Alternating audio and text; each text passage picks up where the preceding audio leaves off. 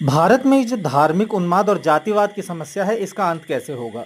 सबसे पहली बात तो ये है कि आप लोगों को अगर लगता है कि भारत की सबसे बड़ी समस्या जातिवाद है तो दैट इज़ ऑल बुllshit। जातिवाद भारत की समस्या नहीं है। भारत की समस्या है डिवीज़न। डिवीज़न जो कि क्लासिफिकेशन के नाम पर हमारे भारतीय समुदाय में थोप दिया गया है।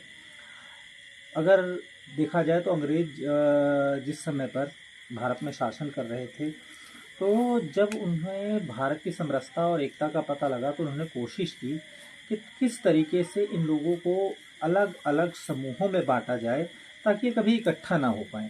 तो उनको सबसे आसान तरीका लगा कि भारत में डिवीज़न जो पहले से छोटा सा एक समूहों में वर्गीकरण किया गया था कि काम के आधार पर लोगों की अपनी अपनी जातियाँ होती थी, तो उसी को उन्होंने लिवलीहुड का जो लाइफस्टाइल का एक स्तर था उसके हिसाब से लोगों को जातियों को विभाजित कर दिया। अब उससे हुआ क्या कि उनको एक आसान तरीका मिल गया कि अगर कुछ कमियां निकलती हैं तो एक की कमी का दोषारोपण दूसरे पे कर दिया जाए।